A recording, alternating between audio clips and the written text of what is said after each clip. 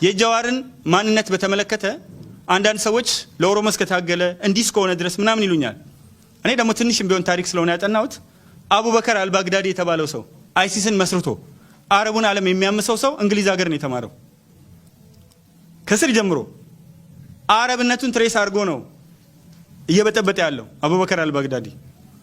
እንምጣ አይሁዶች ኢትዮጵያ ውስጥ ለዘመናት ኖረው ማንነታቸውን ፈልገው ሄደዋል ወደ እስራኤል።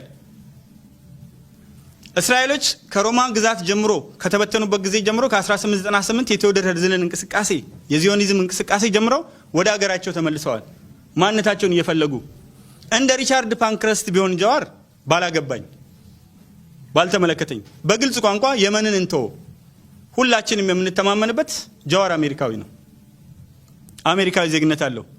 ከየመን ተወለደ አልተወለደ ዲኤንኤ ምናልባት አባቱን ላናገኘው እንችላለን።